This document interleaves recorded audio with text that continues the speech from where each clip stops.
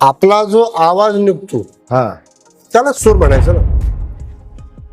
आणि एखाद्या वाद्याबरोबर त्याची जुळवणी करणं हा त्याला सूर म्हणायचं जास्त. म्हणजे मला असं वाटतं स्थिर आवाज हो, आणि विशिष्ट उंचीचा किंवा विशिष्ट लयीत विशिष्ट किंवा त्या संवादिनीच्या लयीत.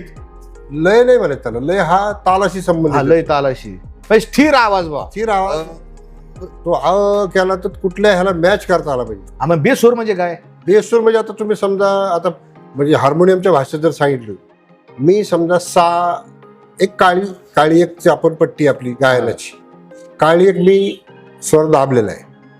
हा. तुम्ही तो त्याला करेक्ट अगदी बेमालूम मॅच झाला पाहिजे तुमचा स्वर. हा तुमचा स्वर पांढरी खाली एक असते, त्याच्या हा. शेजारी एक असते पांढरी. त्या पांढरीच्या किंवा कधी कधी तुमचा स्वर इतका विचित्र असतो की त्या दोन्ही सुद्धा मॅच होत नाही, बर कुठेतरी मध्येच असतो. हा त्याला म्हणायचं अजिबातच ज्ञान नाही असं म्हणायचं.